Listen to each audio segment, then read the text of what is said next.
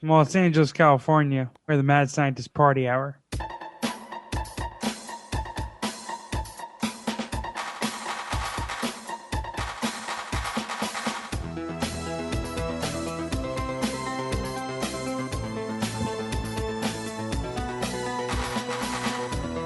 Ho, ho, ho, friends! Welcome to another episode of Mad Scientist Party Hour. My name's Kevin Kraft, joined as always by a man who's nude from the waist down and is currently making two elves jack his boner off at gunpoint. That's Jeff Clark. Yeah. Doing the Walton Goggins. And transmitting to us from the South Pole, the present-stealing, booger-eating, bearded Grinch known as Shuddy Boy. Oh, blah, blah. I like it. I like the variant. Whew! All right, well, we got a lot of shit to kick off with today. Few orders of business real quick. I do want to throw out a quick little plug. I was once again a guest on the 12 Guests of Christmas Doug Loves Movies episode. So if you're a Doug Loves Movies fan, I am one of the 12 that competed this year. Obviously, it wasn't an in-person one. It was done over Zoom with a different elimination round format. Spoiler alert, your homie got knocked out pretty early and in embarrassing fashion. It was an answer I should have known, and I chicken shitted out, and I didn't commit. I should have gone for it. I've mentioned before, I get nervous when I go on other people's shows sometimes, and sometimes it makes me a little gun-shy, and I should have just fucking gone for it. I should have had confidence in myself, because I knew the answer. The year threw me off. Sorry for spoiling it, but you may have heard it already, and I have to explain myself. I'm disappointed in my performance. But yeah, well, I'm disappointed you didn't rep us better also, but we'll move on. Don't worry, buddy. We'll move on. That's there. So, Doug Loves Movies, 12 Guests of Christmas episode. Comes out every year. This is my second time on it, so check it out. Another quick thing. I've been getting hit up a lot about the standings of the new Jason Ellis show. And just to sort of explain stuff real quick, we're recording this, December 21st. It's a Monday. The free Jason Ellis Show podcast. First episode releases tomorrow, December 22nd, Tuesday. So that'll be on YouTube. It'll be on iTunes. It'll be wherever you get podcasts. We've already banked 3 of them, so they're going to come out one a week. That's the contract. That's the language. So that's what we're going to do. And I'm pretty sure it's all getting its own new feed. So I don't have those details yet, but I'm sure if you follow myself, Tully, or Jason Ellis on social media, we're going to be blasting the fuck out of it tomorrow. So that's there. The Patreon for the show, we do 2 2-hour episodes a week. We did 2 episodes last week, so they're there. If you go to patreon.com/EllisMate, look at the tiers. There's 6 of them. There's a lot being offered, and they're labeled. The ones with the Ellis Show are labeled Jason Ellis Show. So check those out if you want to hear 4 hours of the Jason Ellis Show behind a paywall a week. That is my official new gig, friends. That's the new venture. Congrats. Thank you. Yeah, and we're going to need a big push when we launch, because that's when they start paying attention to download numbers and YouTube views and shit. So I'm going to be pretty plug heavy now, getting that shit out there. For YouTube views to count, do they have to watch the whole video? Not 100% sure. I know they changed the place that hosts our podcast, MSPH, they changed their algorithm a couple of years ago, and whatever they did nuked everybody's shit. Like, everybody's numbers got halved. So that royally fucked us and pretty much everybody else that does a podcast. So I don't know what YouTube's algorithms are specifically. I know they count hours. So they log all the hours collectively viewed by that channel. And I'm sure that is an aspect when you're pitching to sales reps and trying to get advertisers and sponsors and shit. But that'll be out tomorrow, or depending on when you're listening to this, already out. Exciting, friends. Yeah, how pumped are you to kind of get the ball rolling again? It's exciting. It's exciting to start a new venture. It's exciting to see how stoked people are on social media about it. and I tried to do my best to kick things off with a bang. So I did a stunt, episode 1, trying to I don't want to say lure people in. That sounds sinister. Yeah, lure people in. Trying to whet their appetite so they're hungry for more. Exactly. Trying to launch big. Attract new viewers. Yep. Tantalize them. Yeah, and it's already been out on social media. I got shot in the nutsack, bare nutsack with a salt shotgun. Nice. Not like buckshot in one of those bug killing. Yeah, the bug assault. Shooting. Yeah, I got shot in the bare nutsack. Quite a few times with that. Which Well, you live to tell the story about it, and that's nice. didn't feel nice. But hey, Yeah. I'm happy to try and be like, man, you see these motherfuckers are getting shot in their bare scrot bags? If that brings in a few viewers, fuck yeah. Yeah, those are broadcasters with a mind for victory. Yeah. Yeah. The return on investment is really good on that. And one last quick piece of business. We are going to be joined by our friend who hasn't been on in quite a while, Dr. Steve of Weird Medicine. I've been texting with him. We're going to do a long-awaited Dr. Steve episode again. So people that are unfamiliar with Dr. Steve, he hosts the Weird Medicine podcast and Sirius radio show where he is an actual doctor and people call in or write in with medical questions. And he answers them in a way that dum-dums like us can understand and also has a lot of humor injected into it. So it's a really funny show that you also learn a bunch of shit. And if you're like me, I'm a fucking hypochondriac. I'm constantly thinking I'm dying. Anytime something looks different, I'm like, that's what's going to kill me. That spot, that's cancer. That was a really good relationship for us to cultivate. Like being able to have Dr. Steve just a text message away has really probably made your life easier. I try very hard not to bombard him.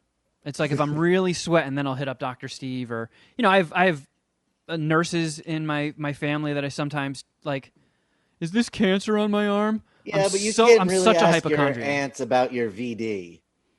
That's true. I do text Dr. Steve a lot of dick pics. Dr. Steve for that. I'm like, what is that? What's on my dick? So, if you're a hypochondriac like me and you don't want to go to the dentist every fucking week with every little thing that pops in your head, hit us up. Send us an email, madscientistpartyhour@gmail.com. Put Dr. Steve in the subject so it's easy to find. Yeah, if you're sick every week like Kevin and you're going to the dentist a lot, you're probably fucked up. Yeah, if you go to the dentist, you are fucked up.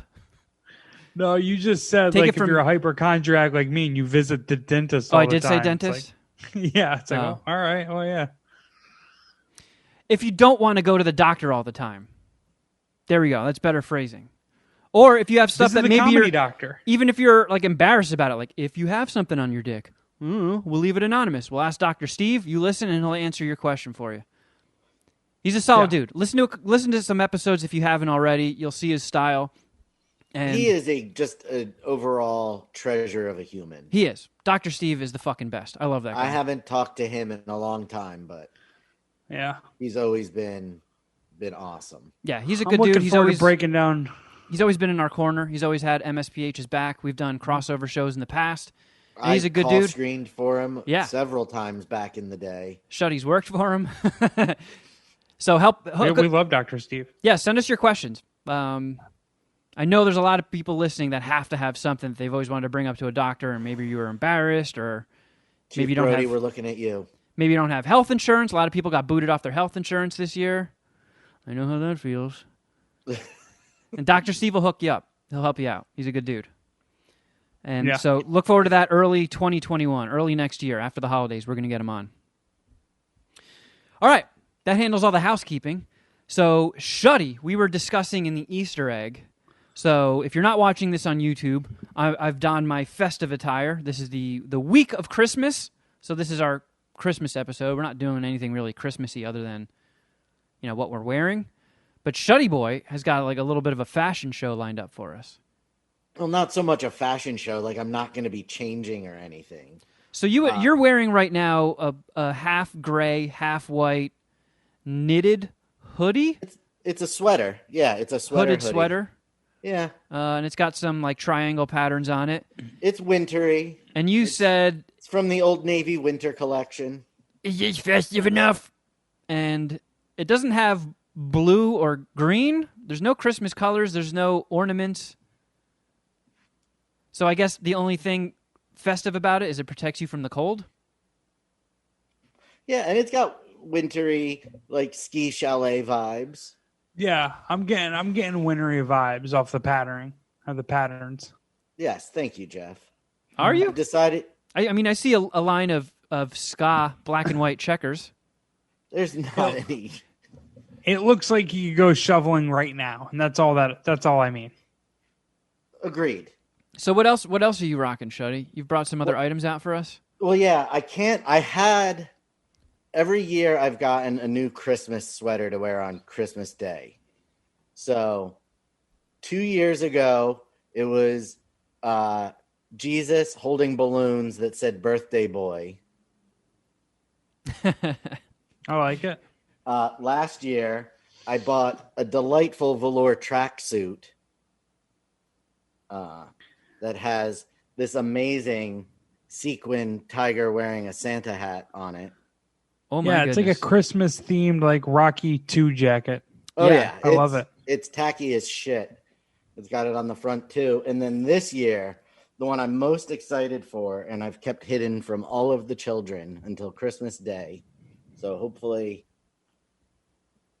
your kids aren't in the Puminati.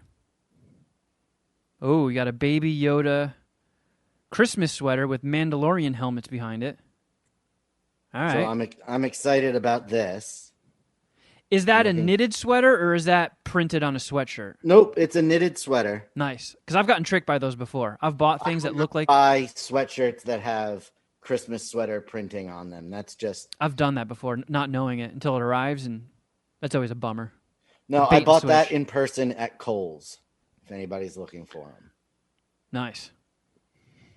All right. Well, shit. I mean, you could be the Russian Christmas gangster and put on that velour tracksuit. I feel like you're the guy that'll like steal my wallet and then be like, by the way, Merry Christmas, and then walk away. Yeah. I did roll into Christmas dinner wearing that tracksuit. Last year, I rolled into Christmas dinner wearing that tracksuit and a pair of Jordans.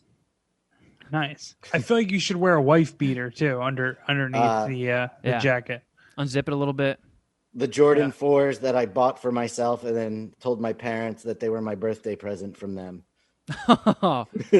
That's a nice racket. I'm going to try that. I bought myself a Christmas Lamborghini, Mom. The receipt's on the way. Yeah, you're just gonna. I'm gonna write it off with you. Every year, it's like, what do you want? I'm like, I don't fucking know. I don't know. And then I walked into a Champs last year, and there they were. I'm like, I'm buying these, and I just sent my mom a picture and said, I bought your Christmas present for me. And she was like, wait a second, I didn't agree to this, Shuddy boy. She wasn't happy. Oh, even though I'm on the verge of 40, she does not like me knowing my presents. Oh, damn. I don't think there's anything wrong with that. I bought presents off of Amazon mostly, and I wrote like a gift receipt, and I said it was from Santa to the people that I bought the gifts for, and they don't believe in Santa anymore. So, ho ho ho! Enjoy the coal from Santa Clark. Yeah. Yeah, I just got... I did get on my Santa Clark shit. My mom, I don't know if you can see that in the background, my mom sent me UPS a box of wrapped presents. So I have them underneath my fake bitch-ass tree that we're going to open on a Christmas morning Zoom. That's lovely. Yeah. That's awesome. My mom's flying into town, so I get to have her in person. It's the first time I've seen her since, I don't know, it's been a long time. Most of the Christmas presents are under the tree already here. Do you or Sharon attach your names to it, or do you go by, is it Santa Claus, and you just chalk it up to both of you? No, it's just these are from us. That's it. It's You Grinch. a different tradition than I'm used to. I'm used to just labeling a present who they're for, who they're from, and it's now each kid has their own distinct wrapping paper, and like these are your presents from us in this wrapping paper. And it's sort of. and you have a birthday. Your birthday is also on Christmas. Christmas Day is That Shuddy is correct, Boy's yes. 39th You are correct. birthday. So happy early birthday! Thank you. And do you demand double up gifts from the kids? Like, don't skimp out on me. I get double the I gifts. don't demand any presents from the kids. They just know their place. Do I hope that the children have bought me Christmas presents and birthday presents? Absolutely, but I don't require it. And if I don't like it, I'm gonna strike you. No, let's not put that out in the air that I beat my children. That's Yeah. We're all fucking. for the jokers record. here. That We're all was jokers comedy. here. That was comedy. Oh, give me a break. I think Shuddy. Everybody domestic knows violence is the funniest during the holidays. God damn it, Jeff. Sorry. that. Trying to spin it forward. Oh, I did want to give another quick update. So last week I talked about I was playing the highly anticipated new game Cyberpunk 2077. If I can get a little nerdy with you guys. I dove back into it a little bit more also. I heard it's not too cool.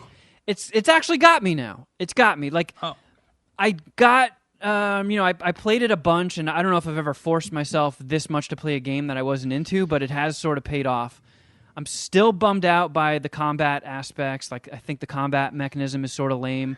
You sort of just have to, because the aiming system is so bad, the cursor's always moving, so you can't really shoot people from far away because it takes a lot of shots to kill people. So I got a katana now, and I'm just running up on people, like, berserker style, and slicing the fuck out of them, and then their head will just go like, woo! And just become detached and flip away from the body. So that's made things more fun. It is still very buggy, which sucks. I've had it crash on me multiple times, but it's feeling more cyberpunky and less Grand Theft Auto-y the further that I've gotten into it. I did have a weird moment last night where I made it to basically that city's red light district. And when you talk to people, it gives, sometimes different conversation options and actions you can do. And depending on where your stats are, sometimes it'll unlock like a secret thing you can say to them that normally wouldn't be there. And I was half paying attention and I was super stoned. And I accidentally fucked a male prostitute. Like I wasn't thinking. And all of a sudden he's like, well, follow me, sugar. I'll show you a good time. And I was like, uh-oh, what did I do? And then all of a sudden it kicks off this cutscene and I'm sucking his dick and fucking him in the ass and he's blowing me. I was laughing so hard I might have woken up my neighbors. It was fucking hilarious. And then nice. So I was in the middle of a mission. So this dude is following me, like this Yakuza type guy, and we're on a very serious mission. And he didn't call me out on it, but I could only imagine if it was like a real thinking entity. He's like, we're in the middle of a very important mission. Why are you sneaking off to go like suck these dudes' dicks? Like, come on, dude, focus. Focus here. Oh yeah. There's plenty of time for that later. So once that cutscene ended, and like I saw that it didn't affect my mission, and he was like, "Oh, where'd you go?" Or like, "Hey, you disappeared for like an hour, so your mission expired. I don't know what the fuck you were doing." It didn't affect things, so I keep on walking, and then some chick comes up to me, and she's like, "What's up, sugar?" And I'm like, "All right, well, I just went through like the gay sex cutscene. It already doesn't affect my mission, so I'll throw another $100 down and see what this experience is like." And they, without really showing genitals, like they do show titties and stuff, but you see hands reaching for crotches and heads buried in crotches and stuff. It's pretty funny how graphic they get with it without actually showing insertion or, poontang lips or nutsacks. I mean, the game does show nutsacks and dicks, but just not in a sexual context. Very funny. I enjoyed it. I'm glad all the homo stuff brought you back around to Cyberpunk 2077. It's really all I was looking for. As long as it checked some boxes. It did. It was funny. I liked it. What do you have any other games you're buying for Christmas? Me? Or just generally speaking? Do you have any games on the radar that you're... No. In fact, like Cyberpunk's been delayed so many times, that's like pretty much the only game that I've been looking for. And you'd think with these next gen consoles, there would be, a whole slot of games people are looking for. There are games that were announced that I want to play. I just don't think any of them have release dates yet. And now that it looks like... Go ahead, Shuddy, sorry. That's kind of the bummer I'm having with the PS5. Like, yeah, where are the games? I want games, and the few that are out, I have what I want already. I'm telling you, though, if you stick with Cyberpunk, because now I'm feeling like, okay, I'm actually in this. I'm going to play this game and beat it. I just finally did the first mission where you go in the brain dance for the first time. It's fucking cool, right? It is overcomplicated. I know. Overcomplicated. You have to switch between playback, and then you have to search a visual layer, a thermal layer, an audio layer. Like, there's just too much fucking going on. Once you get the hang of it, though, it is fun and it pays off. If anybody has ever played a Fallout game, it's kind of Fallout-y. Like, you can pick up almost everything in the room. You can get bogged down by holding too many items, and it is a little annoying in a sense where it's also sort of like Borderlands, where there's just so many different types of guns. Like, every time you kill somebody, they have a gun on them, and you have to just like check the stats and be like, all right, do I really want to fucking bog my inventory down with this and pick it up? Is this worth it? So there is that thing that factors into it, but once you get over that really steep learning curve, it's pretty solid. The one thing I'll say though is last night I went on YouTube and I was looking at, because I'm playing it on the PS5 as well, seeing where, because I don't think this is something that's ever happened before. The PlayStation Store actually removed the listing of it, so you can't even buy the digital Cyberpunk on the PlayStation Store anymore because they're like it's too buggy, and it's mainly for PS4 users. I thought they just took it out of the PlayStation 4 for PS4. I haven't checked, but I don't know if they only removed it for one. But I just saw the headline that they removed it from the store. But I watched some YouTube videos of people playing it on a PS4, and it's embarrassing. It's like PlayStation 3 at best. It's fucking brutally bad. It makes no sense. No. That the game for the last gen console is not working on the last gen console. Yeah. And I get that these guys, like, they've been working on it for 8 years, and the suits have been like rushing people, making people work like 12-hour days, round the clock, 7 days a week. Like, the programmers have been working their fingers to the bone. The suits are losing tons of money, so they're just like, fuck it, release it, and we'll fix everything else in patches. But yeah, PS4, it looks real bad. But I also pulled up a video watching somebody play it on a souped-out PC with like maxed-out processors, maxed-out graphics card, and it's impressive. It looks sick. And then I guess the PS5 just falls somewhere in between.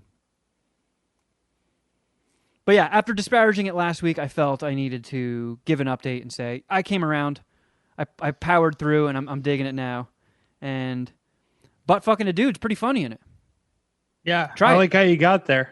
Try butt fucking a dude. There's investors are trying to get a class action lawsuit against CD Projekt. Holy shit. For misrepresentation. Damn. Who's CD Projekt? The company that released Cyberpunk. Okay. Yikes. I'm not in the mode where I'm like chasing people down trying to get a refund or anything. I also unlocked a motorcycle because I was bitching about the driving too.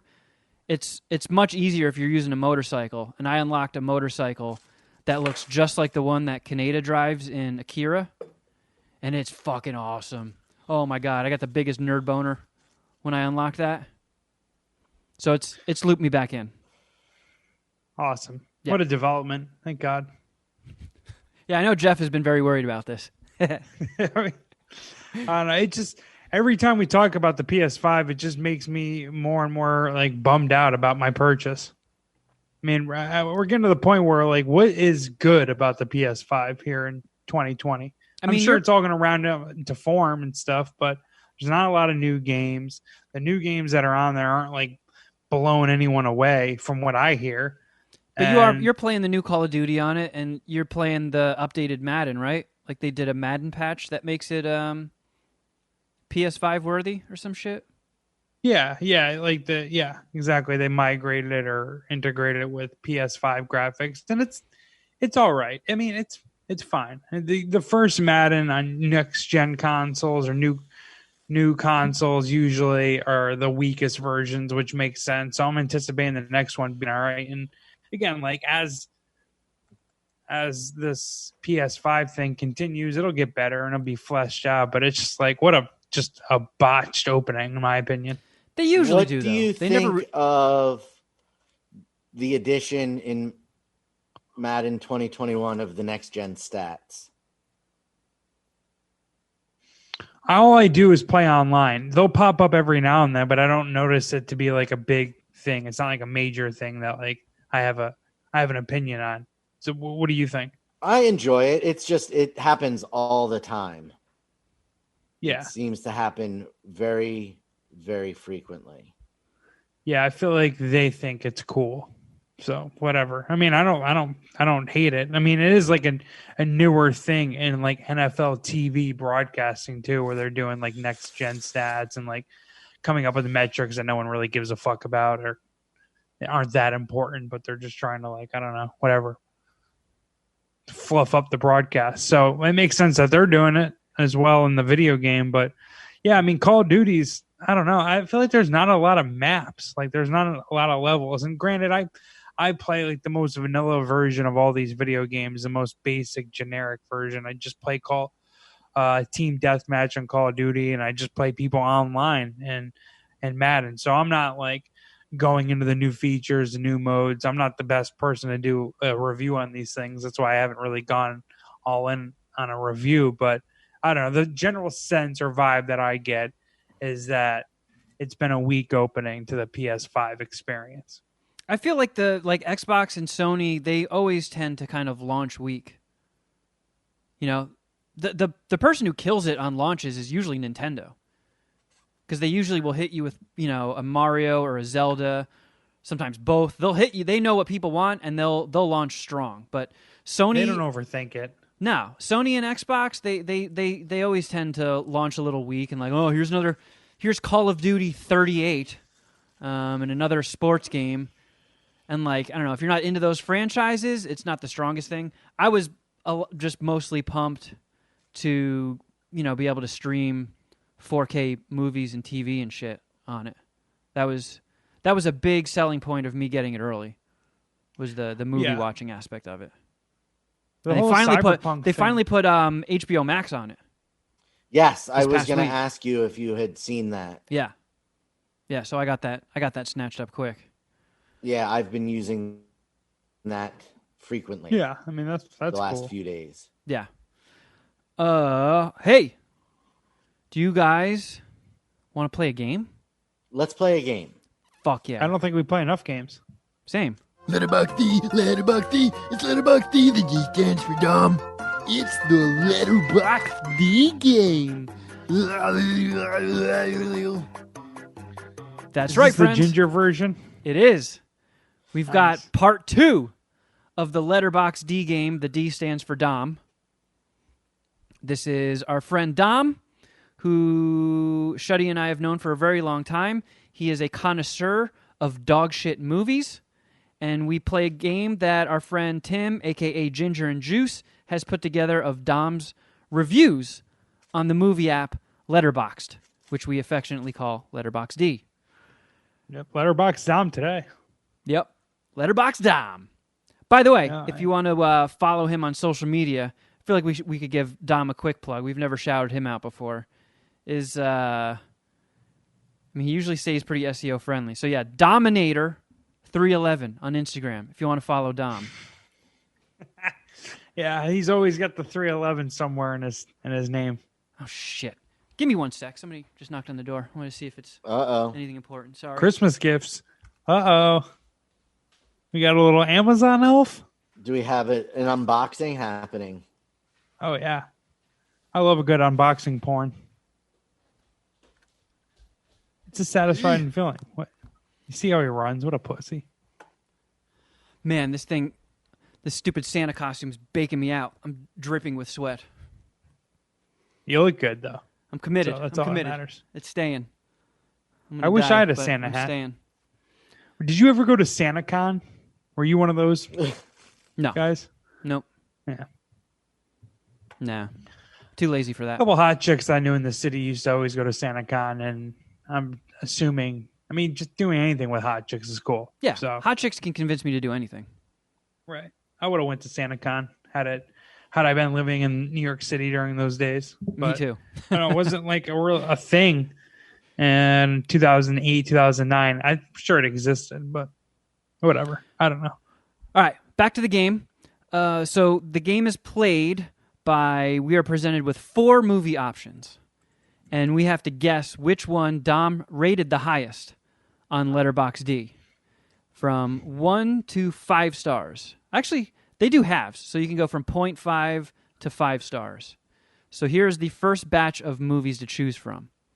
Elektra, the Jennifer Garner Daredevil spin-off movie. Pitch Black,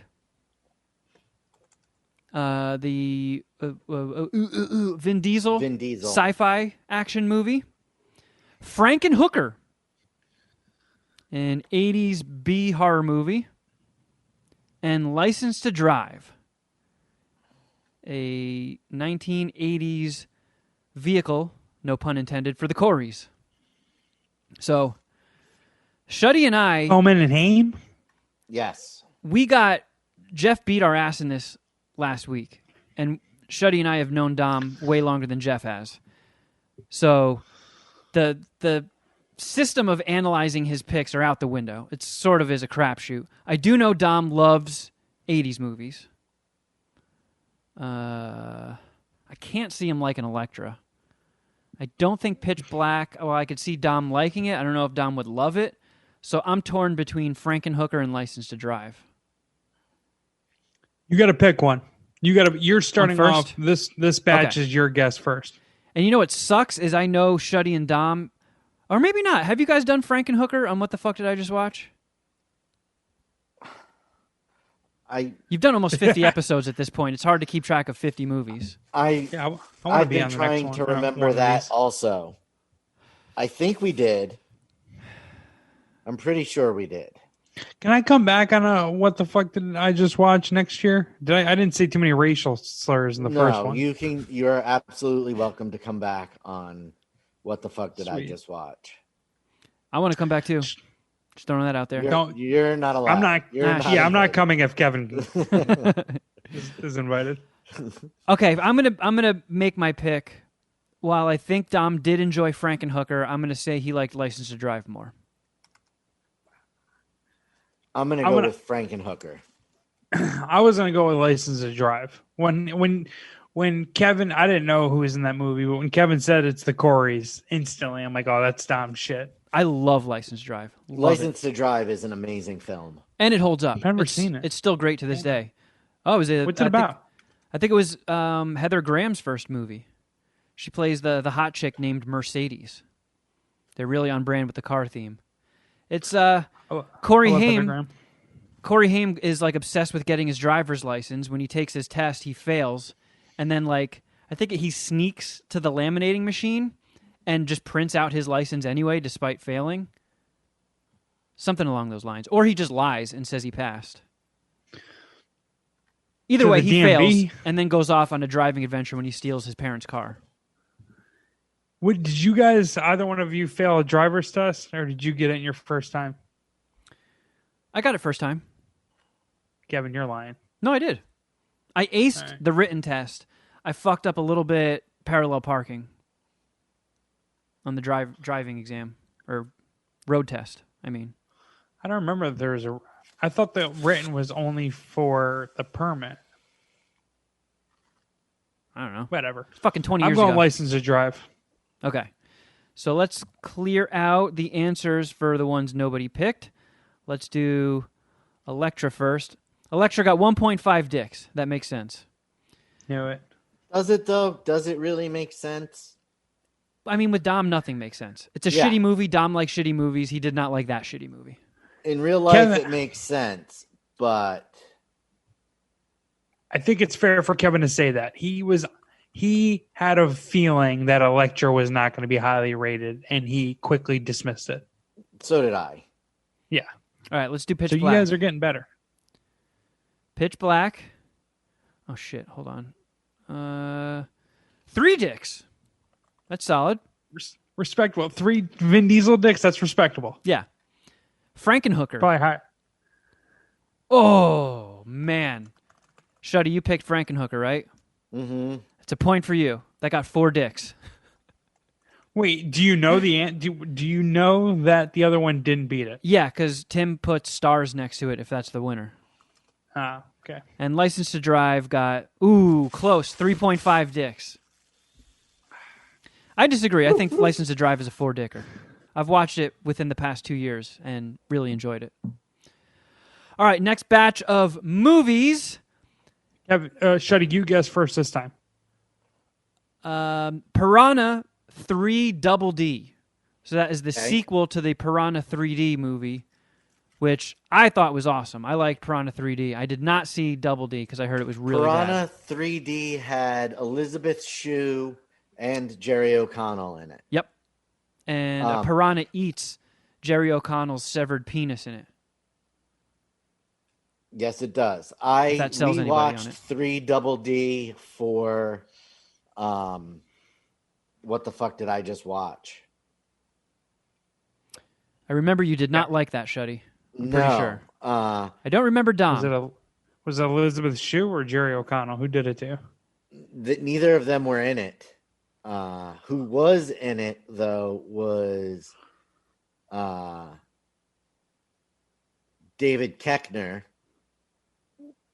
I love David Koechner. was phenomenal in it, but and there were lots and lots of there was lots of gratuitous nudity, so it had Ooh. things going for it. With things that Dom greatly appreciates, too. Yep. What are the other options? Train to Busan, the Korean zombie movie that I was recently raving about. Next movie, all right, here's the old Dom curveball. Notoriously, Dom rated The Matrix 1 dick. He did not like The Matrix. Did Dom like Independence Day? Universally loved Independence Day. Or Daredevil, the Ben Affleck vehicle. Shuddy, it's- you're kicking us I'm off. going Piranha 3 Double D. All right. Bold choice. Is it me next? If you want.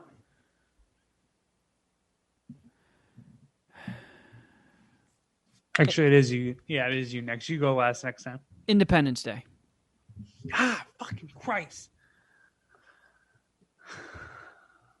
Are the options again? It's Piranha 3DD, Independence Day. Daredevil and Train to Busan. It's definitely Independence Day. I'm pissed that you took that one. I thought there was no way you're going to take that one. I mean, I'm playing to win, you Excuse pussy. me. I feel like Dom is more reasonable with this movie stuff than you guys are giving him credit for, or maybe more so than the what the fuck did I just watch would insinuate. I'm going Independence Day. Bill Pullman's speech is worth 2 dicks alone. All right, so let's go to the ones nobody picked. Daredevil got 2 dicks. Easy. We're Might be a getting little better high. at this. Might be a little too high. Train Yeah. to Busan. Daredevil's the funniest fucking superhero to me. The guy occupies a neighborhood in fucking Manhattan. Like, he's by far the worst crime fighter. Like, dude, if it's just beef in Hell's Kitchen that Daredevil is He went out addressing. to San Francisco for a bit. But traditionally, like, all the superheroes are like, bad guys, let's fucking stop them. The world is under threat. The threat of existence is under threat.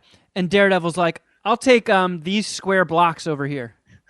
Yeah, I got These three But- blocks are my jurisdiction. Normally, Spider-Man doesn't leave Manhattan either. That's not, but Manhattan is big. Like Hell's Kitchen is really like a half fucking square mile. Most of it occupied by the Javits Center these days. yeah, exactly, dude. Fucking clown.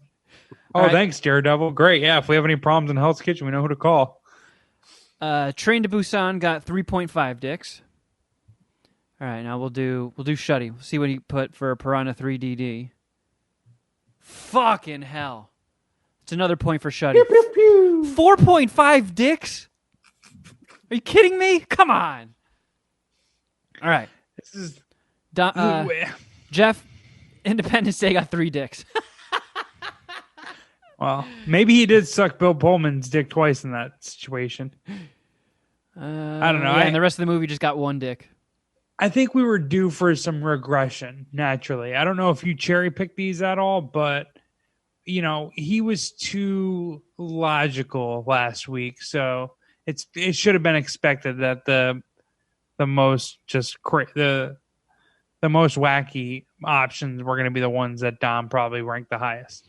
I know Tim put a lot of time into this. Like, he really scoured Dom's Letterboxd D page. Okay. Trying Tim gets an to EP keep it credit interesting on this episode. Yeah. Okay, next batch of movies. The 80s classic Mannequin, which I'll admit I love that movie. I own it on Blu-ray. I've seen Mannequin so many times. Next movie is Bikini Bloodbath Christmas. Oh, wow. You got some real heavy hitters in this one. Followed by Double Team, which... Dennis Rodman and Jean-Claude Van Damme. Yeah, so... Because it's confusing. I know Jean-Claude also did an action movie where he played his own twin, and there was 2 of them. But Double Team is the Rodman one, right? I'm pretty sure. Me too. And then the 4th movie of this batch is the 2010 remake, The Karate Kid. This is fucking tough.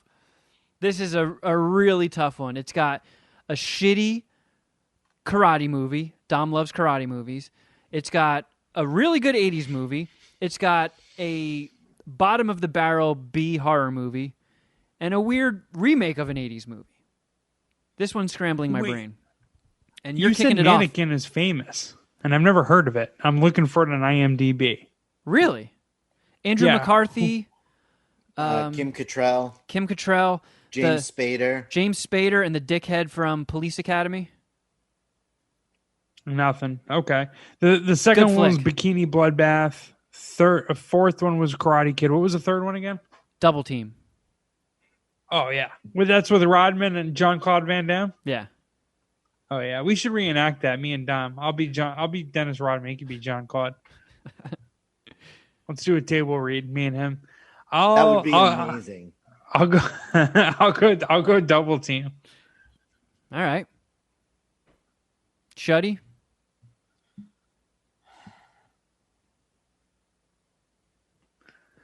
Just because it has the guy from Police Academy, I'm taking Mannequin. I think that's what's going to push it over to the edge for Dom. I'm going Mannequin as well, because I feel like if you watch that movie for the first time as an adult, it might not do much for you, but I watched that as a kid constantly, and I fucking loved it. I thought Andrew McCarthy was like the funniest dude in the world. I thought Kim Cattrall was so hot. I even went so far. Hollywood was amazing. Hollywood was the best. I fucking loved Hollywood. And it made such an impact on me that sometimes when I had to go to the mall with my mom or my grandma, I would fucking sneak off in JCPenney and plan a smooch on one of the mannequins and see if it would come to life. Let me see your That's so Kevin Kraft. There was a kids show when we were young about a mannequin who came to life in a department store. Was there? Yeah, and it was, I can't remember the name of it, but I was already on board with mannequins coming to life prior to seeing Mannequin. So, and then once you saw Kim Cattrall's fine ass running around, I was like, "Oh, this is much better." She's running around the department store naked. Well, her boobies out. I saw that movie. I don't think so. Right there might be the some same butt. Time I saw Weird Science, so I had a very unrealistic idea of how hot women came to be in ordinary men's lives. Oh, I know. It was like, man, none of the girls at school like me. Maybe I can get a computer or kiss a mannequin. And I won't die alone. Maybe I should try that when malls reopen. I'm just going to go around smooching mannequins and see if I could dig myself out of this hole. Yeah, I know I have a much better chance of converting a mannequin into a human and fucking that than succeeding on Tinder. All right, so let's start again with the ones that nobody picked. Karate Kid 2010. Dom. Oh shit. God, I'm moving these tabs around is getting confusing. Okay. Karate Kid remake got. That's the winner? That's the winner. Are you fucking kidding me? Dom Is that with rated. Jaden Smith? Yeah. Jaden And Smith, Jackie and instead Chan. of wax on, wax off, it's jacket on, jacket off. Yeah. Jack it off. Nobody proofread that one. So yeah, Yeah. that's the winner. Karate Kid. Dom liked that the most. A 4-dicker. So just for fuck's sake, Bikini Bloodbath Christmas got 1 dick. Double Team got 1 dick.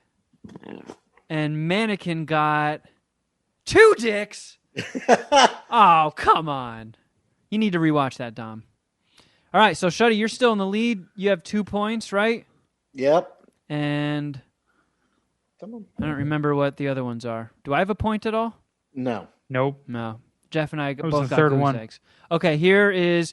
Ooh, this is going to be interesting. Okay, this batch of 4 movies: the 2012 remake of Total Recall, the 1990 original Total Recall, Ooh. Big Lebowski, and Fight Club. Oh. Okay. Wow, this is a good one. Yeah. Kevin, this is the 4th one, right? So Kevin, you go first. Okay. I think I might have some inside info on this one. I'm pretty sure it's the original Total Recall. I know Dom loves that movie. I mean, Big Lebowski and Fight Club are on my Mount Rushmore. Letterboxd D lets you feature your 4 top movies, and Big Lebowski and Fight Club are on mine. But What are the other 2 again? Akira and Scott Pilgrim. Right. Okay. All right, what are you guys picking? Well, I mean, if you Going say with- you already got a scouting report, I don't know. It's tough to go against that. And right when you said Total Recall, the original, immediately I was like, oh, it's going to be real hard. Unless there's another Arnold movie on this list. I don't know. And I have far less of a scouting report on Dom, but it feels like Dom would be one of the bigger Arnold Schwarzenegger fans in the entire world ever. that I based don't on know. What I know. I mean, it's hard Though, to. or- I will look at anybody funny who tells me that they're like, on Schwarzenegger. Like, the fuck is wrong with you? How could you be mad on Schwarzenegger? Yeah, I can't be friends with that person. So, Jeff, are you picking Total Recall as well? Yeah, I hate doubling up, but I don't know what else. Yeah, I'm What do going you mean Total you hate Recall. doubling up? We're playing a game here. You're allowed to double up. I don't trying to like win. ordering the same thing as someone on the menu. I like to order my own thing. We're not at a diner No. right now. We're playing a game. This is Letterboxd D. Well, all right, here's the other thing. I know that, at least I know you usually got to fade retards to win games. And, you're not the smartest or the sharpest tool in the shed. So going on the same side of you is a sure way to lose, probably. No offense. You don't win a lot of games. You know what I'm talking about. No, it just took me a lot to like do the math. I'm like, wow, all right.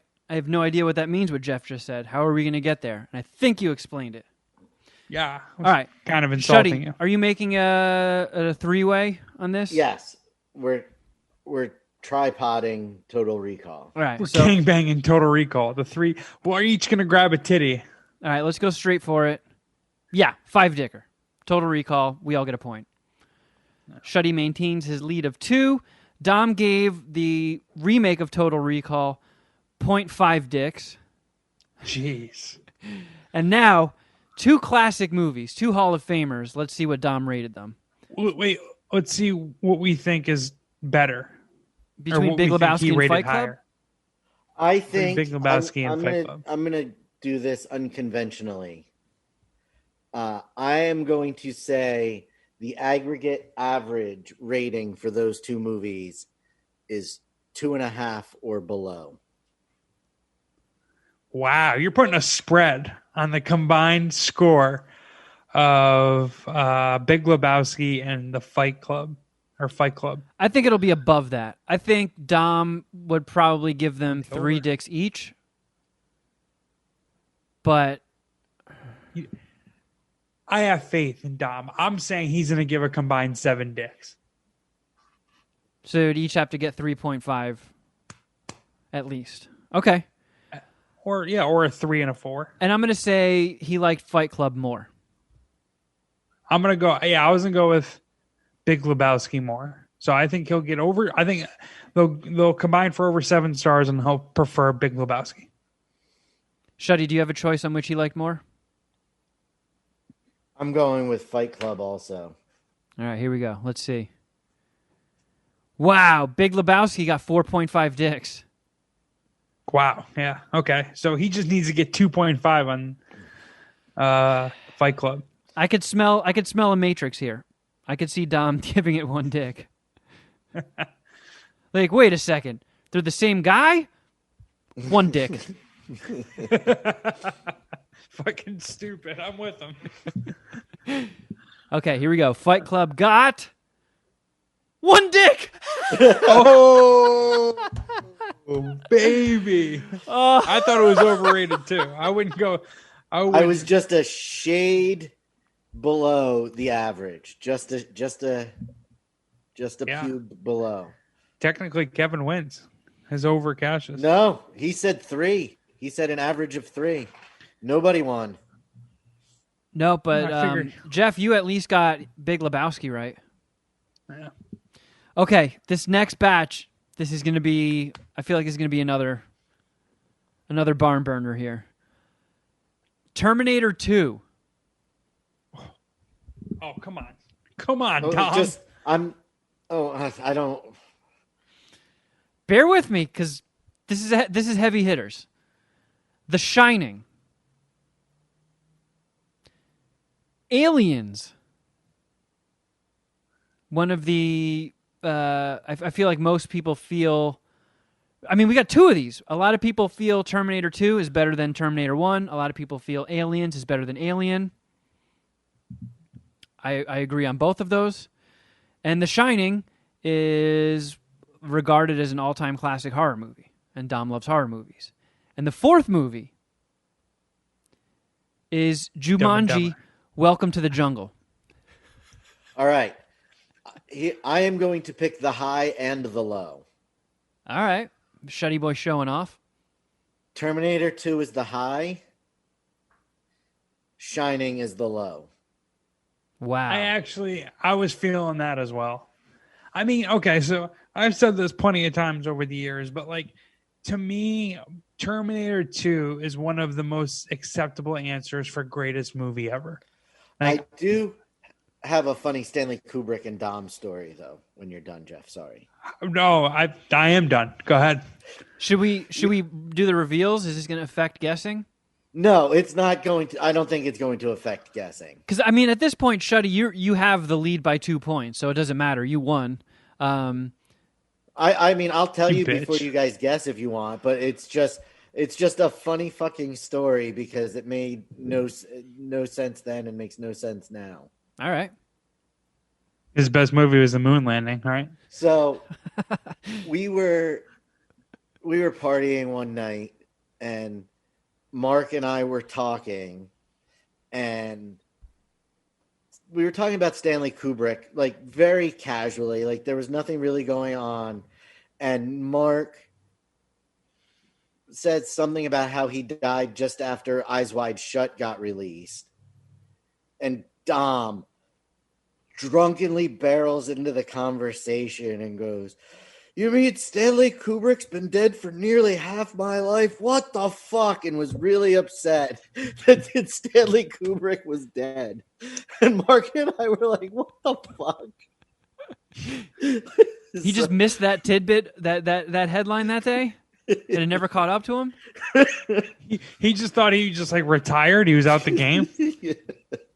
He was so upset that Stanley Kubrick was dead. And this was like, I want to say like this was like 2008, 2010, somewhere. Like he had been dead quite a long time. Wow. And Dom was very shocked and upset. Did that ruin Poor his Dom. night? No, I don't think so. No, good. All right, so I mean, if we're there's no chance of catching up. I do want to get that point, and I can't imagine Dom liking anything more than T2, but I think Tim is also aware of our fondness of T2 and could have thrown that in there as a curveball. So let's start at the bottom and start with Jumanji, Welcome to the Jungle, the remake. Uh-oh. It didn't win. It didn't win, but Dom gave that 4.5 dicks. Holy shit. I wonder if he would have given it 4.75 if he could have. I know.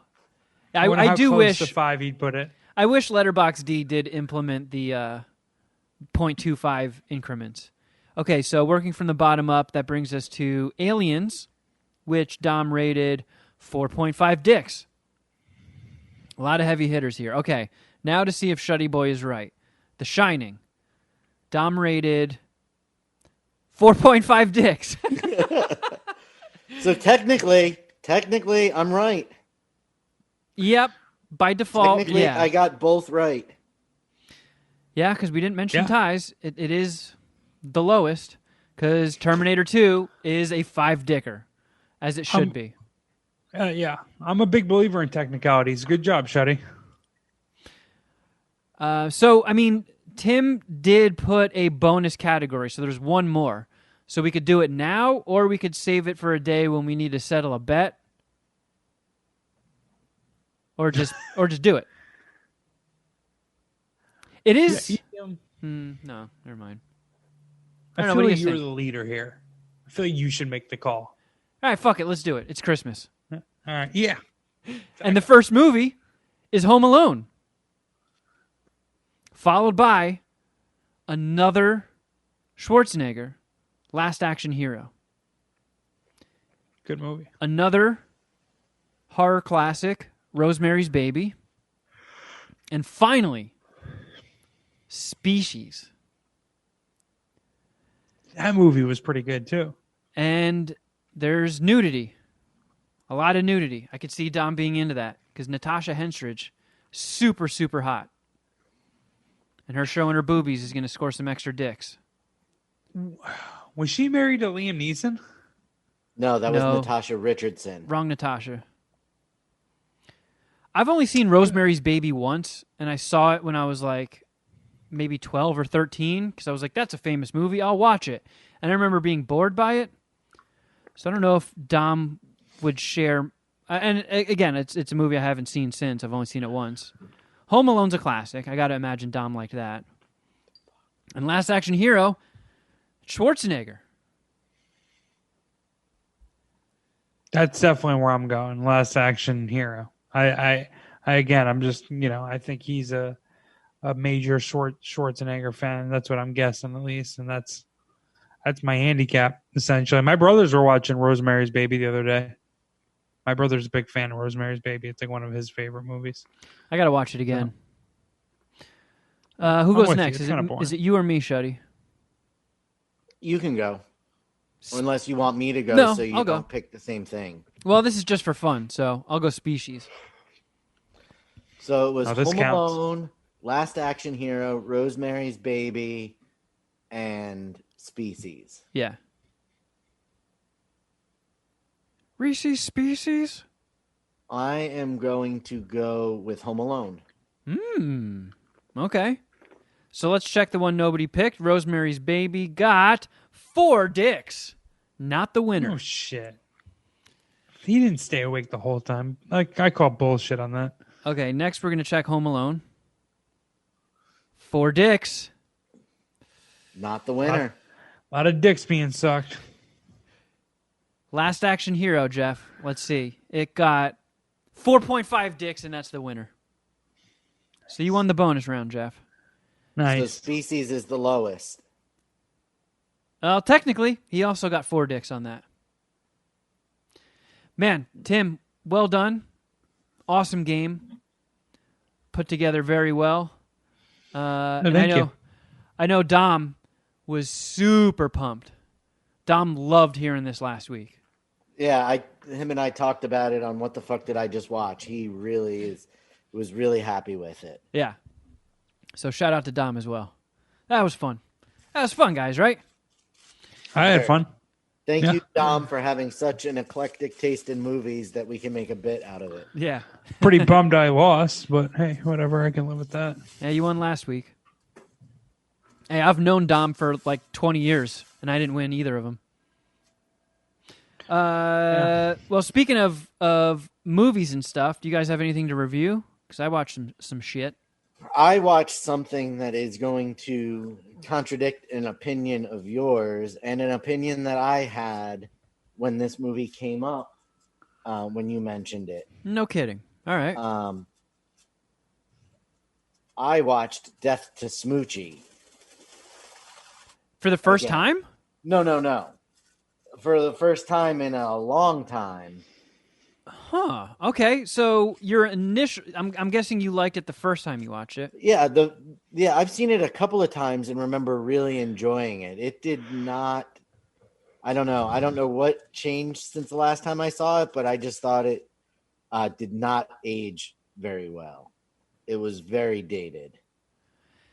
It is a little dated, but when I watched it, mean, I could not get past Jon Stewart's hair anytime he was on screen. he did have like a weird bowl cut. So fucking, it took me out of it every single time. Every time. Ruined by a haircut. Some of it was good. I still really like Spinner. He's still a great character, but I just did not enjoy it as much. And Sharon was miserable start to finish. Really? Did not enjoy it one bit. I don't like Spinner is obviously the funniest part of the movie. He's like consistently funny. Like the prize fighter, retired prize fighter who has brain damage and is basically like a child and gets obsessed with Smoochie. Smoochie, I gotta go take a dump. Every time Spinner talks, I laugh my ass off. The other elements I really liked is just it's hard to not get caught up in Edward Norton's passion for just being like I want to give kids a positive message and make them happy and keep them healthy and stuff. Like I found that infectious, and Robin Williams playing like a scumbag whose plans are constantly blowing up in his face. I love that. I don't know. It definitely, because I mean, Death to Smoochie is another one of those movies I've probably watched dozens of times. So I knew every joke as it was coming, but rewatching it probably wasn't as great as I remember it, but I still love the fuck out of that movie. Did not love the fuck out of that movie. Danny DeVito's awesome in it. We did watch Wayne on Amazon. I've seen the first 5 episodes. We killed it in 2 nights. It's awesome. Fucking it is awesome. Fucking amazing. What is that British show on Netflix? The End of the Fucking World. Is that what you're going to say? Yeah. Yes. This is a way better version of that story, I think. I got the same thing, and I actually had that in my notes to make the comparison, because I know Wayne I don't think is super popular. I've been seeing Doug Benson like mention it constantly, and I was like, all right, if Doug loves it this much, it's worth a shot. And the pilot is epic. Like, if you just break it down as far as introducing the characters, setting the mood, and then making it, the second half is just so eventful.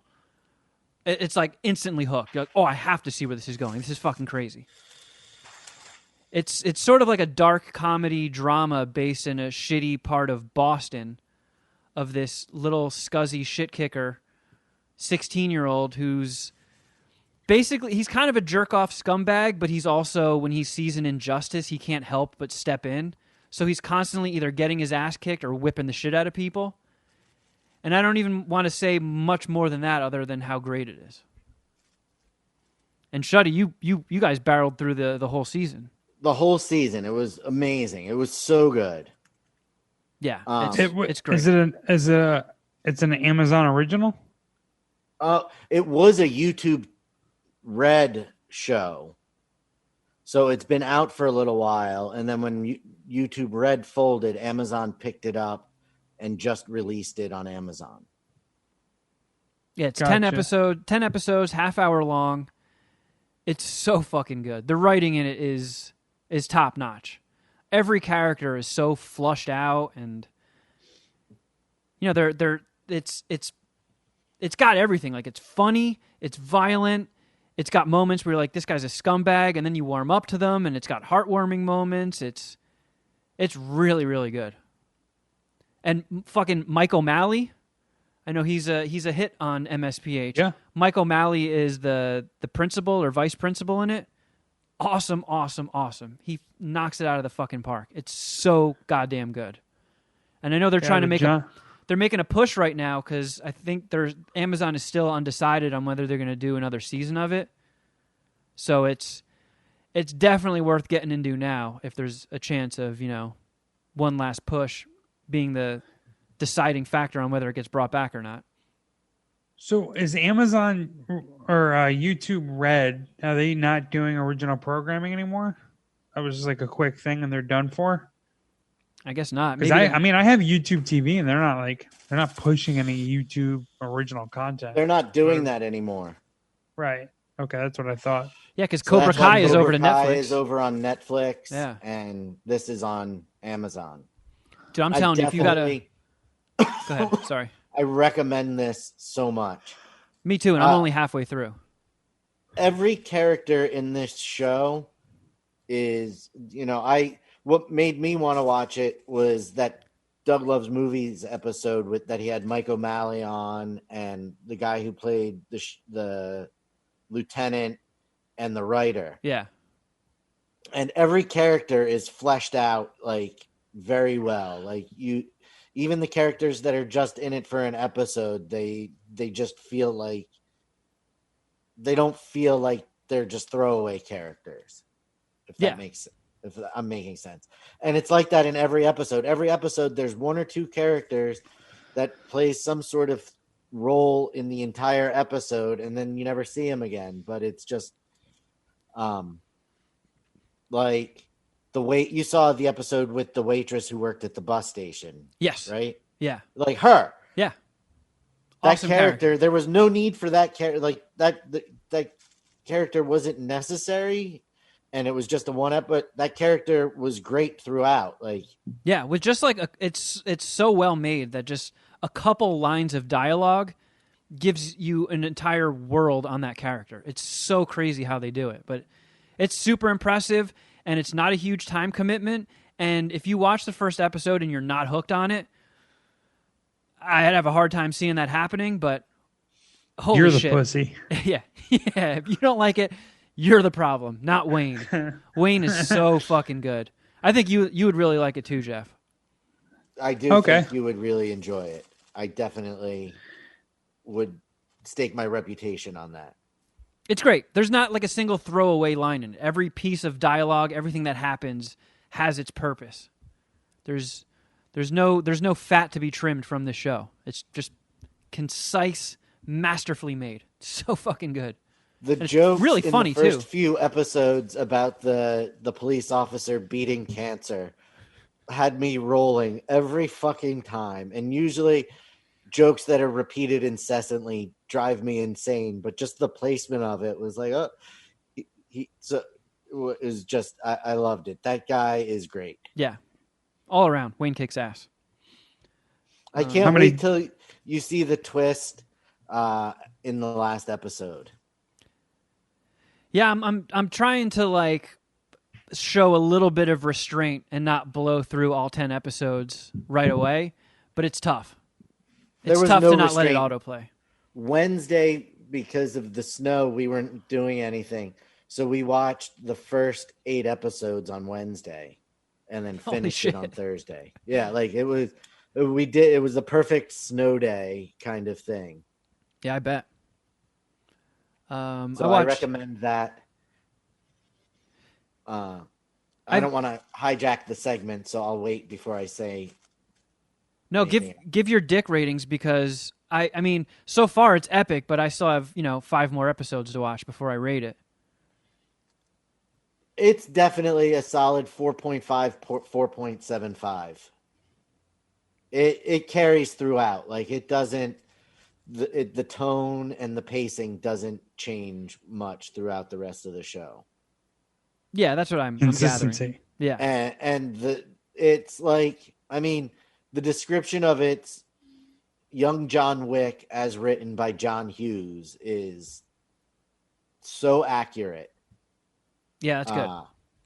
It's so fucking accurate because it just has a lot of, and it's violent. Yeah, they go for it. It is violent, and it kind of comes out of nowhere. All of it, something will be happening, and then the next thing you know, there will be him bashing somebody's face in with a hammer. Yeah, Wayne has no restraint. If he sees somebody being a cocksucker, like there's an episode, I'll try not to spoil too much, where Wayne works as a day laborer, and this guy who is picking like day laborers up to work on his house is the biggest cocksucker. And like he just encounters cocksuckers and lets nothing slide. Like if you piss Wayne off, he's fucking coming for you, and he has no restraint. That person, he is fucking your world up. Yeah, if you are and that's wrong, also, it's also very satisfying to watch because they introduce these great scumbags, and then they get their comeuppance, and you're like, oh yes, yeah, it rules. So every little episode's like a win. A little bit, even though it's it's set dark in Boston, and it's depressing. right? It's set in Boston, between Boston and Ocala, Florida, because what the idea of it is, his dad's car was stolen years ago, so he goes on a mission to retrieve the car. So it's like him traveling from Boston to Florida. So and everything that happens in between and when he gets to Florida. There's a lot of people going, "It's fucking cocksucker." There's a lot of that. But Ares. Yeah, Era, suck my Era. cock. Era, I'm gonna hit you with my hammer. The girl who played Dell was 20 when it was made. Really? And she looks like she's 14. Oh yeah, she looks like a fucking child. She's got some Queen's Gambit vibe to her. Even more so. Oh yeah. Orphanage Queen's Gambit. This girl looks crazy young. Yeah, because I heard that same episode of Doug Loves Movies, and they were talking about that. You know, when you hire a minor to work on a TV show or a movie, there's all these strict rules of the amount of hours they can work, the breaks that need to be taken, the on-set schooling sessions that have to take place. So they were like, man, we had people lined up that were age appropriate, but it was too expensive, too much of a headache, so we went with adults that just look like kids. But yeah, check out Wayne. You can thank us later. I think I'm going to check it in. I think you guys... All right, check it out. I think you guys sold me. Have you watched Ted Lasso yet? Jeff? Kevin, have you? I don't have Apple TV. Jesus Christ. Well, no, I haven't either. Sorry, Shuddy. I don't know. Basketball's coming up too. I'm gonna be fucked. I don't know how I'm gonna find all this time for my naps and for my basketball. Parker, and stop. I got movies. Damn it, Miles. We're talking. Yeah, Miles and Parker are running around the house like lunatics. Like there's not something more important happening right now. You two.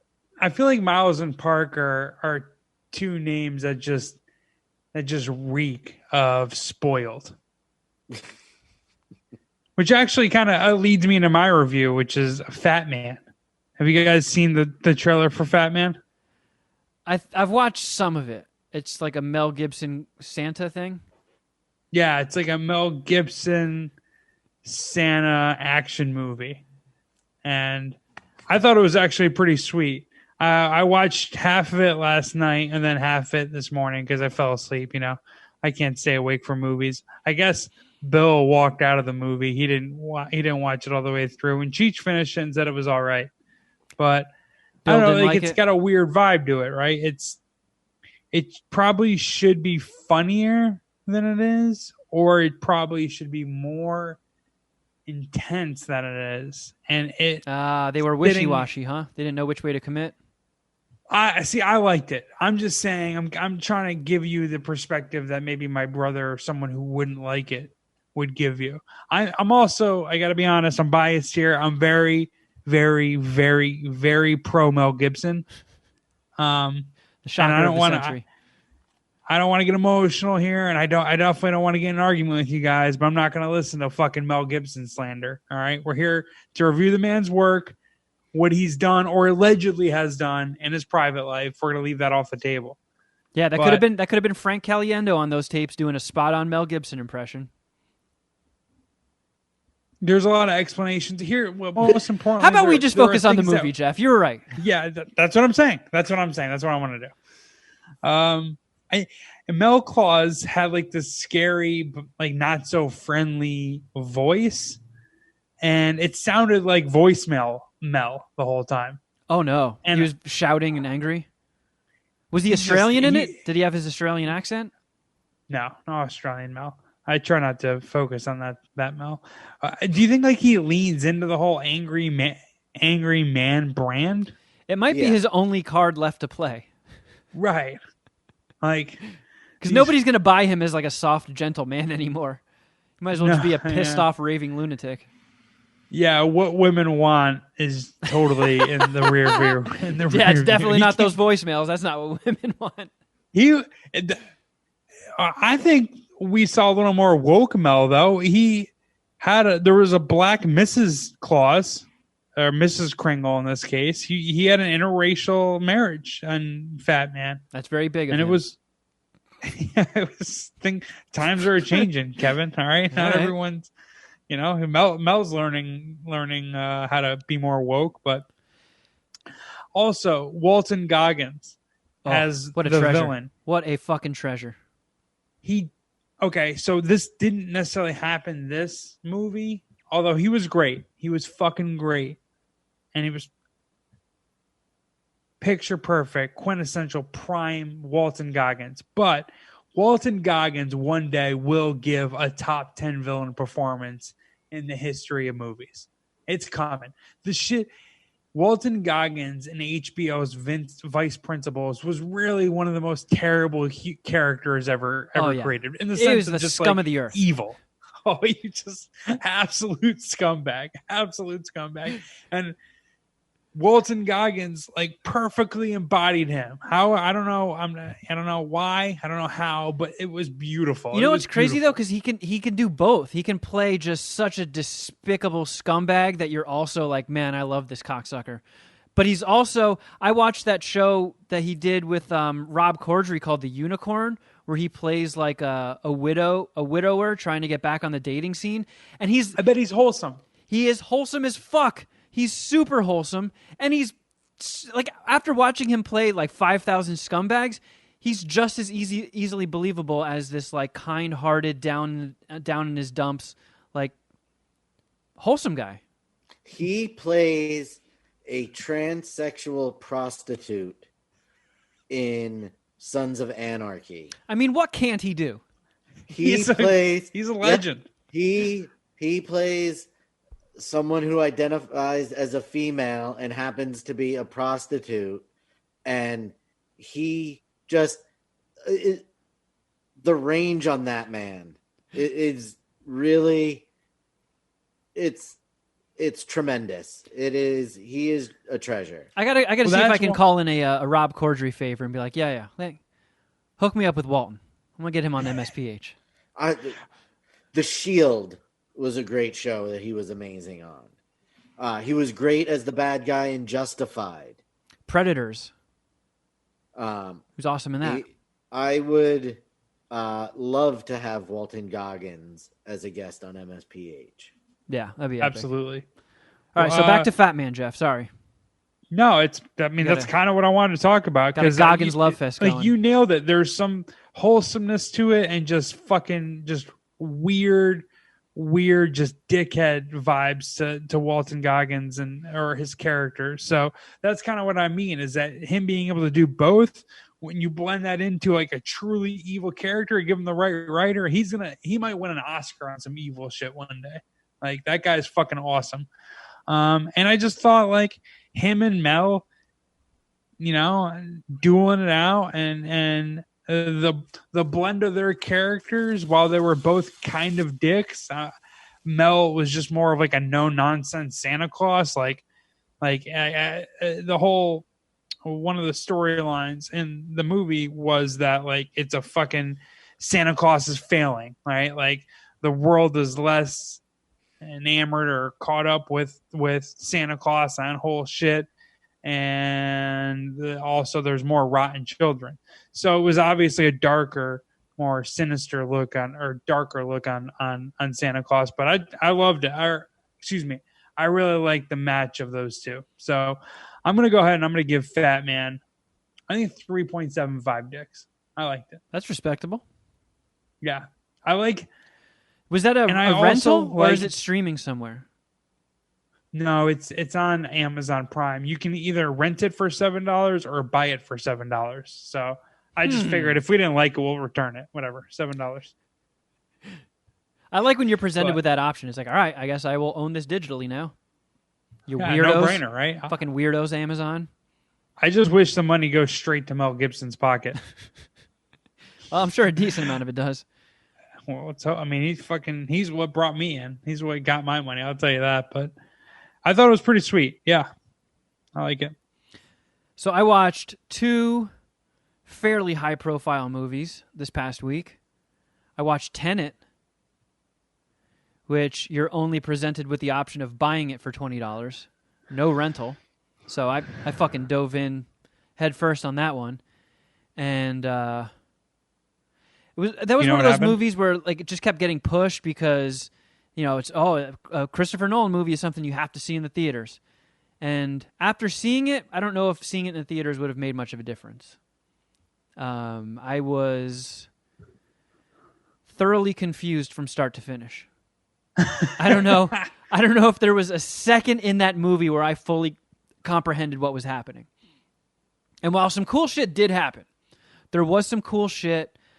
I know I at least grasped some of what was happening, and it was a cool concept. But in its entirety, so many fucking rules. Like Inception was a little confusing. Like it got to a point where you're like, okay, I get what's going on here. And then it's like, okay, you're now within a dream, and then there's limbo, and it's like, ooh, I'm starting to lose track on some of the rules here. But overall, I think I understood the majority of what was happening in Inception. Not the case with Tenet. Like so many. Go ahead. What's up? Sorry, I was gonna say, did you like Robert Pattinson more, or who was Denzel's kid? Was it James Washington? Is that his name? David John Washington. Ah, fuck. Okay. I feel like a dumbass because I did like him in BlacKkKlansman.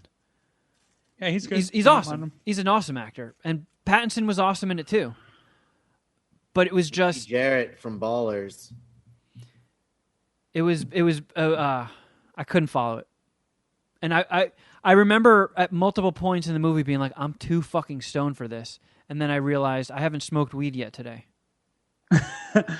Is it worth it to rewatch it? From what I hear, I talked to our friend Bonnie, who she went and saw it when it was running in the theaters, and she was super confused throughout it. And then I guess when she got home, she watched a YouTuber sort of breaking it down and explaining it, and I think she said that made a little more sense. It explained some more stuff and cleared up some loose ends. But from what the consensus is it's a movie you have to watch 3 times to really fully grasp. And it's 2.5 hours long. It's a long-ass fucking movie. And, you know who else killed it was Kenneth Branagh. He's like a chameleon. Like I'm like, who is this guy? He's kicking ass in this movie. And I look it up and it's like, what the fuck? It's Kenneth Branagh again. How does he do it? But he was awesome as like the Russian bad Is guy. he in Braveheart? I don't remember. Is he in Bruges? I think so. Again, yeah, he's a chameleon. He's like the burly co-hitman with Oh, no. or hitman partner. I think that's Brendan Gleeson. Yeah, that's what I was thinking about. Good. Love that guy. Yeah, he kicks ass too. But it was good and it was well made, but I was too lost to fully appreciate it. And as much as it pains me to do it, Tenet's a 2.75 dicker. It was a real struggle just being so fucking lost and like, I don't know. And then when it ends and it's like, hey, if you really want to appreciate this movie, watch it again. And it's like, oh, that was like homework. Yeah, I hate when people have to, like when I need movies explained to me. Like if it has to be explained to me, probably, I don't know. I'm going to be frustrated. Maybe I'm mad at myself for being dumb, but it's probably not a movie I'm going to score very well. I'm not going to suck many dicks to that movie, I'll tell you that. Yeah, I don't think you would be, especially if you start watching it around 6 o'clock and then fall asleep at 7. It's going to piss you off. Yeah. Yeah, no, the sun needs to be up for me to watch Tenet. I am biased, though. I mean, I am a big Christopher Nolan fan, so I'm going to go into it wanting to like it. There is a little bit of that. You can't space out for a second, and even then, it's still just fucking what? And I don't know why it had to be so secretive before it was coming out. Like, oh, the plot has to remain super, super secret. You can't know anything about it. It's like, I don't feel like it was better served being so mysterious. What was it about again? I don't know. Yeah, exactly. Okay. Well, yeah. Apparently, he didn't need to be. He didn't need to disguise his pitches. Just throw the heat, dude. Whatever. See, my theory is that even the studio didn't know what the hell was going on, but they're like, "Well, it's fucking Christopher Nolan. Just let him go." And then they're like, "You know what? We'll let you guys figure it out when you watch the movie what the plot is." Yeah, marketing couldn't fucking. They couldn't put a tagline or whatever, a buttoned-up treatment on it. And the other movie I watched was the final film of Chadwick Boseman, which just got released to Netflix, Ma Rainey's Black Bottom. Is that like with a Viola Davis who's just plastered in makeup? Yeah, she is fucking wild in this movie. Oh my God. Wild how? Just, she becomes a completely different person. It's insane. Like Ma Rainey, I don't know how, I didn't even know she was a real person, but I guess she was like a blues singer in the 1920s, and she was billed as the mother of blues. So it basically is just a movie that takes place in a recording studio session. So she's the ultimate fucking diva. Like she had to be the OG diva. And her music styling is big, so she goes to New York with her band to record a single, and it just follows all the drama and fighting and infighting and diva behavior that takes place over. It's like a 90-minute movie. It's not very long, but it's all very, very contained. And it's like her band telling stories and bickering, and then people getting in fights with each other within the band, and then Ma Rainey like butting heads with her manager and the crackers that are running the studio. And it was fucking crackers. Oh man, she gives it to these crackers. It was awesome. Oh, that's good. Yeah, it was funny watching her because she knows like there's a part in the movie where she says like, these silly crackers don't give a fuck about me. All they care about is my voice, and once they get my voice, they don't give a fuck about me anymore. So yeah, I'm gonna get as much out of them as I can. They're gonna treat my ass like fucking gold because they're just gonna boot me to the curb when all this is over with. So fuck it, I'm taking advantage of this situation, and she kills it. Viola Davis was so awesome, and I don't know, a lot of shit happens in this movie. It's kind of like the ending is fucking crazy. It's like, holy shit, they went there with this like self-contained small movie. Like, whoa. It's not like Thanos. Was it the aliens the whole time? Thanos doesn't like walk out of a closet and snap his fingers with the Infinity Gauntlet or anything, but it's just, it's jarring. You're like, whoa, holy shit. That was unexpected. And like I said, she was a real person, and I don't know how close of records they were keeping on people's lives in the 20s, but if that's how shit went down, that's insane. That's crazy. I also didn't realize that black people dropped the N-word so much in the 20s. I thought that was more of a modern development, like 60s and 70s, but in the 20s, just in conversation with each other, they dropped the N-bomb like a fucking skit off of The Chronic. It's flying like crazy. Like me back in like 2012. Oh my god. Just kidding. Just kidding. Parker, what's up, buddy? This is he Miles. This is Miles. Whatever, Miles is Miles. chilling. But I mean, Chadwick Boseman's last performance, he knocks it out of the park too. It was good. It was a good movie. I don't know if I'll ever watch it again, but solid performances all around. I could see it getting some last minute Oscar nods. Both Chadwick and Viola Davis were crushing it on screen. Crushing it. It was good. Was it like an example of a very, very dysfunctional team or family, but when the music goes on, they come together and just blast out some dope shit, or is it just all internal conflict and that's all we're dealing with? No, they kill it when they're on, but between in-house bickering, Ma Rainey being a diva, she wants her nephew who has a severe stuttering problem to be on the track, and everybody's like, no. Like the band is like, no. The crackers running the studio are like, no. And she's like, all right, deal breaker. I'm leaving. Bye. And they're like, okay, fine. Your stuttering nephew can be a part of this. So it's just crazy shit like that. And it was good. I don't know how enthralling a blues recording session in the 20s is, but I enjoyed it. Solid 3.75 dicker. It was interesting. It was cool. Like Fat Man. Yeah. All just right, in a different... Fat Man. It's called Ma Rainey's? Ma Rainey's Black Bottom. Every time I see the trailer for it or commercial for it, I just like, oh man, it's probably terrible. But you said it's good. Fair enough. I think you would like it. I love a gratuitous use of the N-word by people who can use it, of course. And it has a disproportionate, it's very minimal amount of crackers, which I know you appreciate in your movies as well. I do. Yeah. Shuddy, what just happened with your lighting? The dogs knocked over the umbrella light. Miles. Oh, I'm going to go Michael Vick on you. All right, well, while Shuddy Boy is doing that, let's wrap up the show with a couple voicemails. Yay! The episode. Get out of here. Get. Oh boy. Someone's about to be grounded. Don't make me get the belt. Going back in the cage, Miles, you motherfucker. God damn it. Assholes. Oh boy. Okay, here we go. This one. Hey, what's up, MSPH?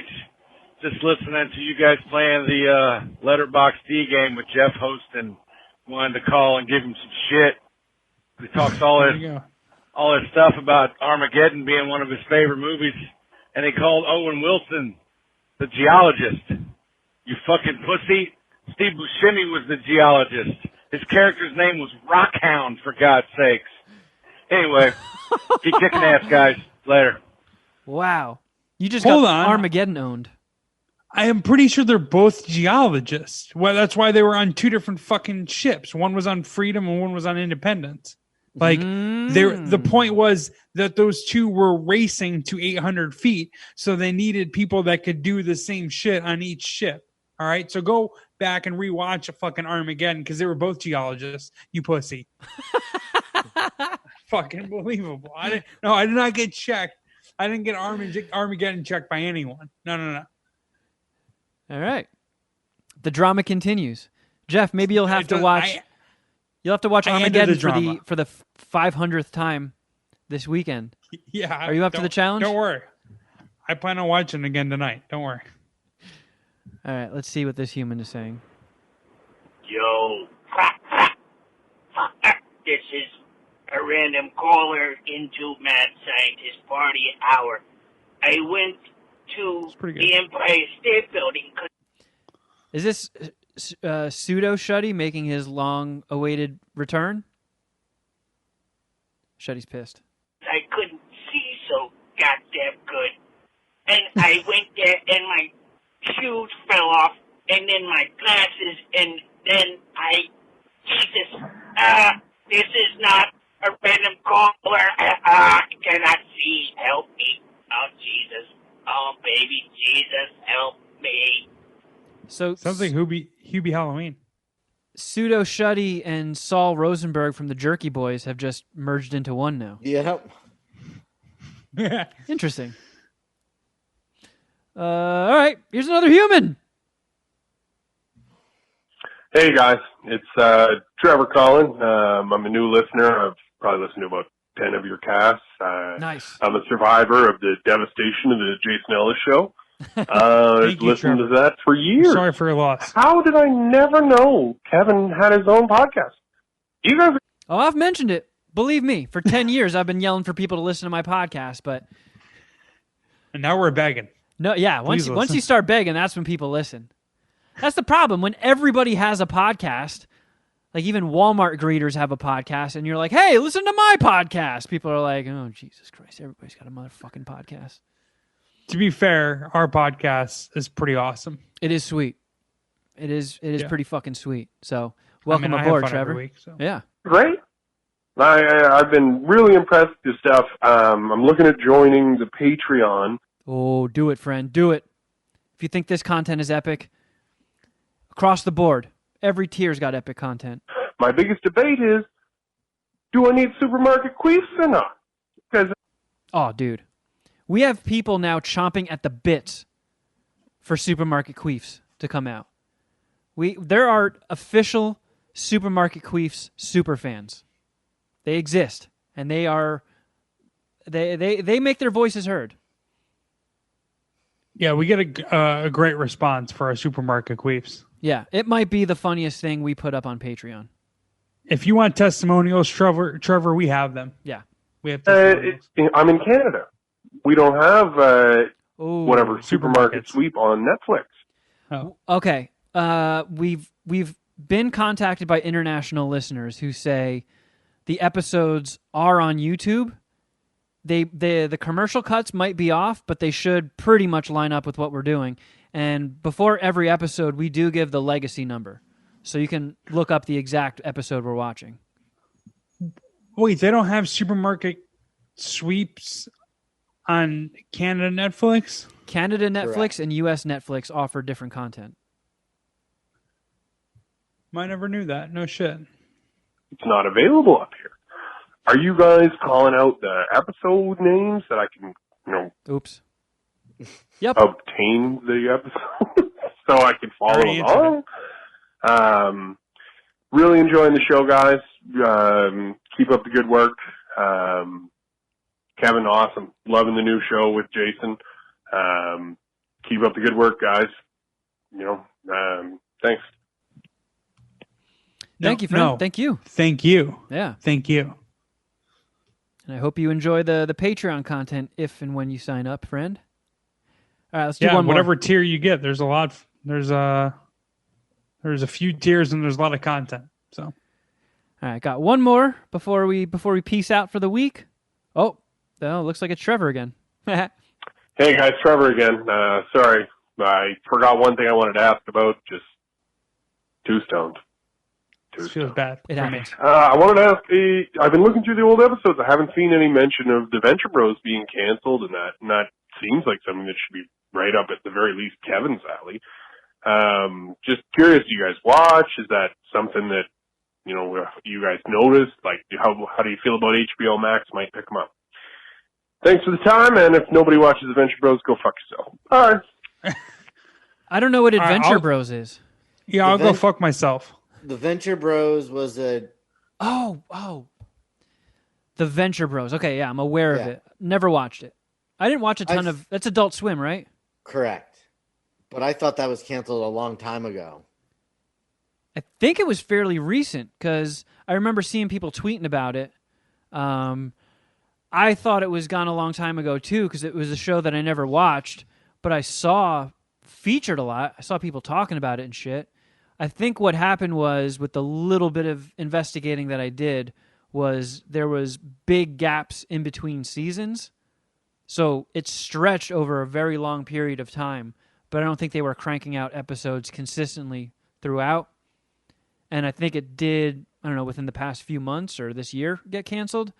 But yeah, I never watched it. I never got too big into a lot of the Adult Swim stuff. I dabble in it every now and then. I'll watch some episodes, but